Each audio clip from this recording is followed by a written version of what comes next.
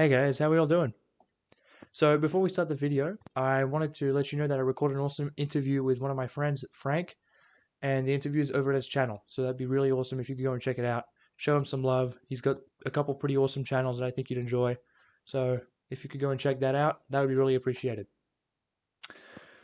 Okay, so today's video, we're going to talk about a long-awaited topic, a topic that is pretty important and has been making the rounds lately. And this is the topic of the red pill, the manosphere red pill. So before we begin to talk about the red pill proper, I'd like to simply give you guys a couple definitions as to what I think the red pill is, because there's a couple different definitions that are floating around. And so I think it'd be useful to clear the air and give you guys the rundown on what the two of them are. So the way I see it, there are two red pill communities that have been running parallel since maybe the early 2000s. Obviously, the term red pill comes from the movie The Matrix, and in that movie, the red pill itself is supposed to be something that awakens you to some kind of truth. So in the movie The Matrix, the truth is that the world is not what it seems, and there's a lot more to the world than what you can see with your own eyes, and that you need to have some kind of special perception or special awareness in order to be able to see that. Since that movie's come out, the allegory's become very, very popular for good reason, because it's an extremely useful metaphor. Since that movie's come out, there's been a couple communities. The first red pill community is much, much, much smaller, and it's a lot more heavily censored, and it deals with everything that has to do with historical fact. Basically, it's a community of both historical revisionism, and it's evolved and melded with conspiracy theory communities to become like this sort of bigger but still very niche, still very underground, still very small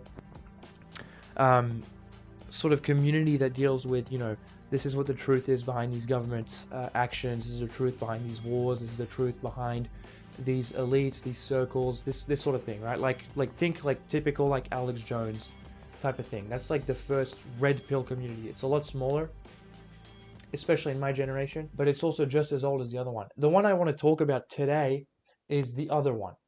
The other one is what we could call nowadays the manosphere, the pickup artist red pill community.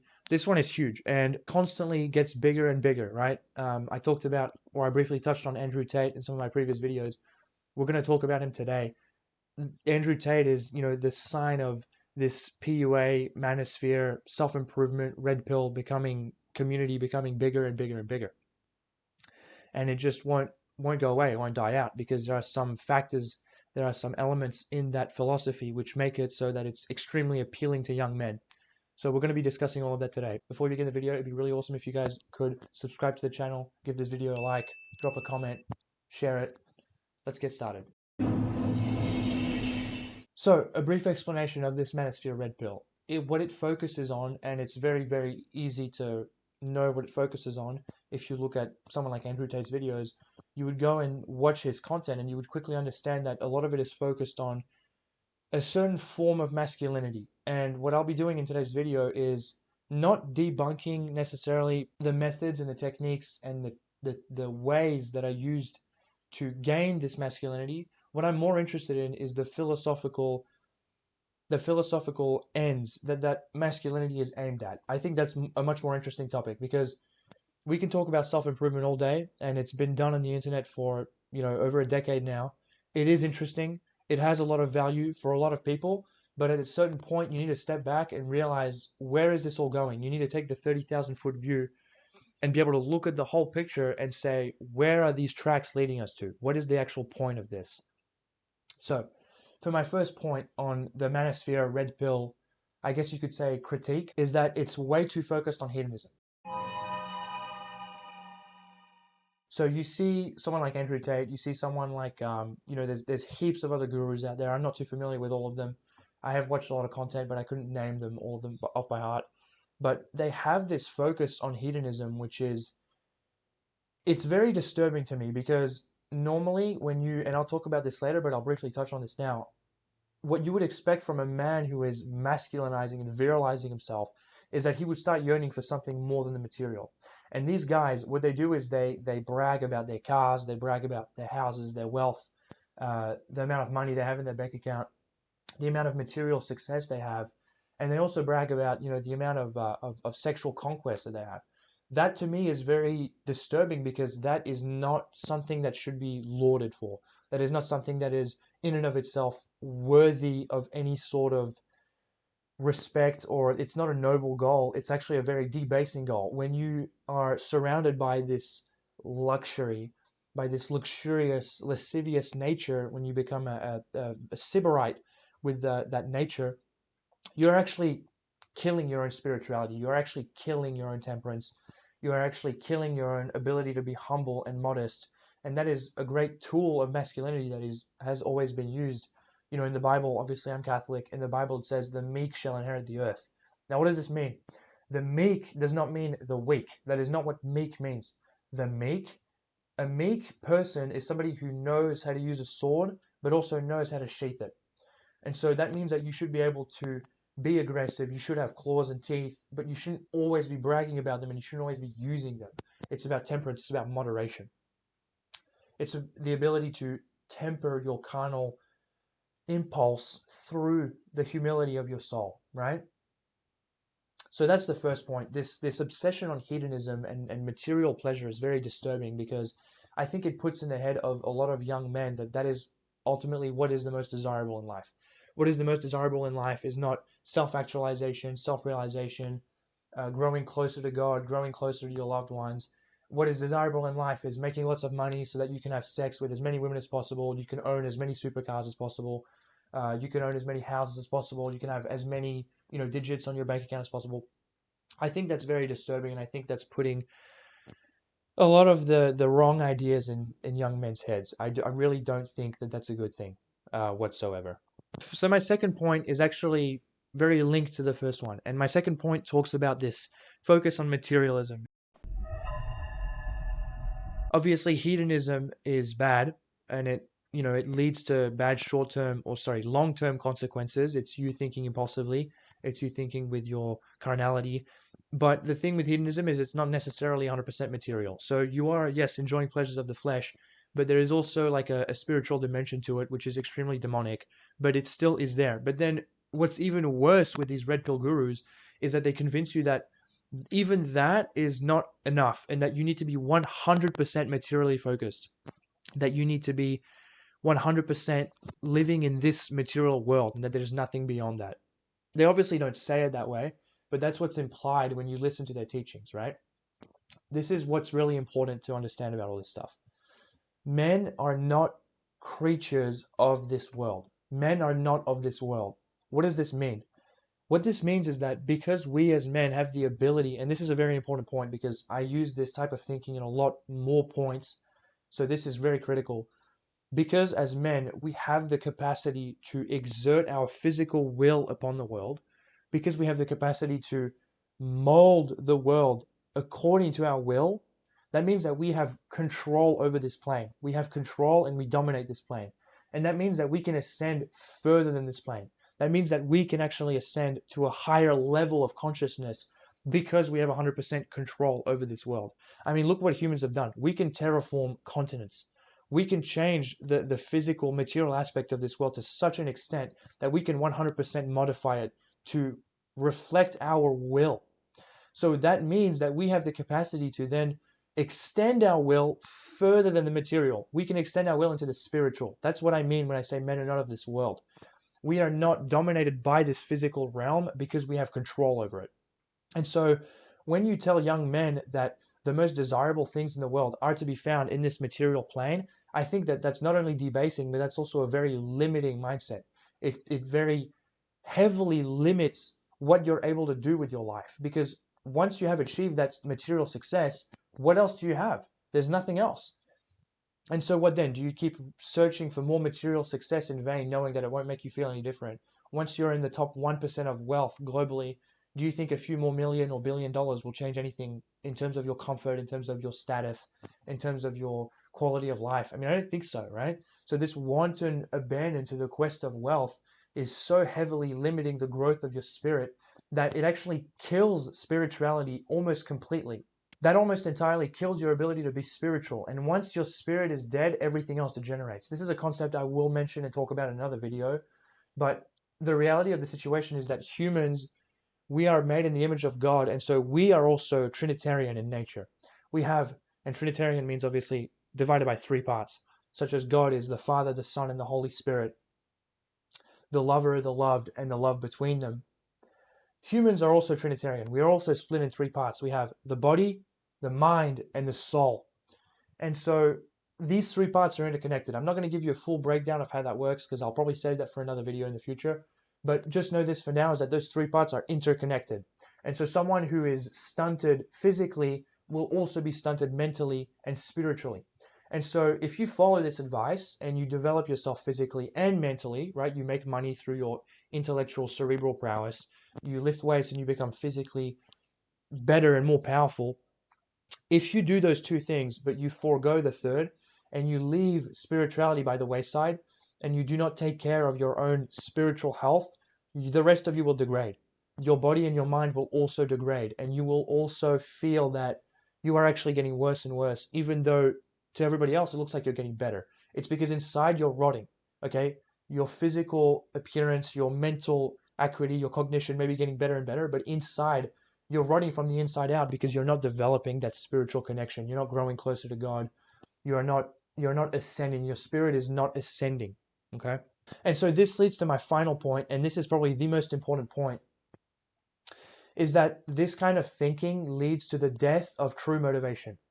And what do I mean by this? So I'll explain what I mean. Because logically, true motivation would be to work for something, not for its own sake, but for the sake of the eternal.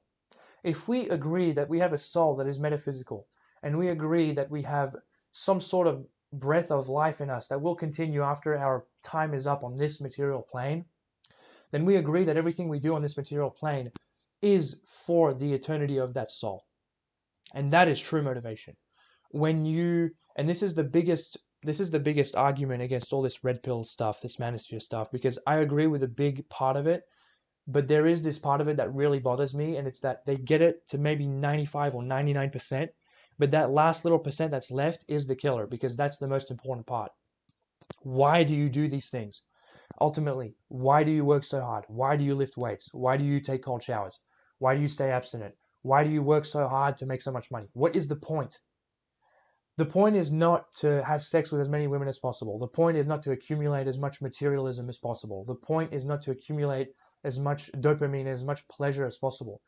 The point of doing these things is that they make you a more capable person. And when you become more capable, you are more easily able to achieve your dreams in an efficient manner. You are able to fulfill your ambitions and your goals in an efficient manner. Think about it this way. You don't sharpen a blade just to have a sharp knife. You sharpen a blade to cut things, okay? And so when you do these things, you lift weights, you improve yourself, that's you sharpening that blade. But if you never do anything with that, what's the point? You might as well have stayed a dull blade. There's absolutely no point to that, right? So the way that I see it ultimately is this. You strengthen your body and you sharpen your mind so that your soul can ascend. Because out of that three-part human, the Trinitarian man, two of those parts are condemned to death. Your physical self, your physical body, and your mind, your cognitive presence, those will go extinct. They will leave and they will stop existing once you die. But the third part of you will go on. The third part of you will keep existing in some form after your death. The true purpose of strengthening your body and sharpening your mind is to make the process of self-actualization through the realization of your dreams and ambitions more efficient. Not to do it for the sake of itself or for the sake of some debasing and degrading carnal need. That is not the point. You need to think about self-improvement and the red pill as a crucible. You need to think of it as a receptacle. What are you putting in there? What is the point of having an empty bowl if there's nothing in it? You need to be filling it up with something, okay? And that something is the essence of you, your dreams, your goals, everything that you want to achieve, what you want to see, the change that you want to see in the world. That is what you fill that crucible with. And when the iron is hot, you strike and you dip the blade in water and you come out with a blade that is sharp, that is powerful, that is able to cut. And you use that blade, metaphorically, to achieve your dreams, to achieve your goals. Think about it in the avenue of, let's say, dating. You look at stuff like pickup artistry, PUA, Redpill, all this stuff. For a long time, the real definition of Redpill, the most commonly accepted definition of the Redpill, was the Redpill dating game, right? That was like the real Redpill was, oh, this is the true nature of women or whatever. What is the point of that? What is the point of having game? What is the point of like being a pickup artist? Well, the point is not to have a sex with as many women as possible. The point is to find a wife. The point is to do something for the long term. The point is to find something that is for the long term, that is going to carry you through those hard times in life. The point is not to do something for its own sake, or for the sake of the short term, or for some other degrading aspect or consequence of that. Why do you lift weights? So that you can stay healthy all the way to your late age, to your advanced age. You don't lift weights so that you can beat someone up or that you can show off. That isn't the point of that. You know, why do you take cold showers? It's because they're good for your health. And you take cold showers because they make your mental strength, your mental vigor more powerful. They help you, give you that power to go above and beyond what is difficult right now. Make you grit your teeth and do something hard. You don't do it because, I don't know. I mean, cold showers is the ultimate example of this, because there's literally zero benefit outside of the long term to taking a cold shower, to the long-term mental benefits. So you can sort of tell that a lot of these like red pill guys, they don't take cold showers because it doesn't help them smash and it doesn't help them like look tougher or whatever. So they just don't do it. But you should do it, because that's the ultimate expression of that, is the ability to forego your immediate comfort to do something that has literally zero immediate benefit, and later on starts bringing on these enormous mental benefits, right? So yeah, that's really about it, guys. I just wanted to talk about the red pill community. I might make more videos on this later, but really what I wanted to talk about is just that, you know, that mindset of carnality and hedonism and materialism. I think it's just super lame. Because the thing that sucks the most is that a lot of the advice that the red pill guys give is like really legit. They do know how to virilize someone, right? If you can take an absolute loser, like some twig, like stick thin guy who has absolutely no game. He's a total loser. He spends all his time inside, never goes outside, has no friends, whatever, like multiple addictions to whatever. And then if you put him on one of these like red pill regimens, you can actually virilize him to a really great extent. But the point is that you give him these tools and you watch him become proficient with them, and then you want him to create his own statue, right? You give him the hammer and the chisel, you give him the block of marble, you watch him start chipping away at it, but at some point you're going to have to tell him that, look man, you're going to have to start making your own vision, your own statue. Your own vision of the world has to start dominating your actions. It has to start fueling your actions. It has to start drawing you in. That's the point. I'm not giving you these tools so you can replicate what I've done, because what I've done is for me. It's my vision of the world, not yours. And so you need to find your vision, your purpose. What is it that you can do with this? That's the point. So what I would say to people who are still watching Red Pill content in like 2023, when it was like hot, like maybe 10 years ago, like all the Andrew Tate, stuff like that, I would say take some of the advice because it is good.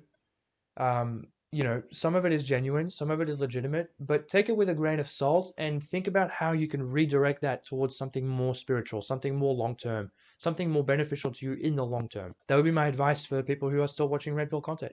If you still haven't made it, if you still are struggling to get out of bed in the morning, if you're still struggling to hit the gym 4 or 5 times a week, if you're still struggling to, I don't know, go to church, if you're still struggling to talk to people, I would say take the advice, find a way to spin it towards your own vision of the world, and most importantly, find your vision, find your purpose. I know that that's not easy. I'll be making videos about how to do that as well, but you need to be able to do that. Otherwise, you just have an empty bowl.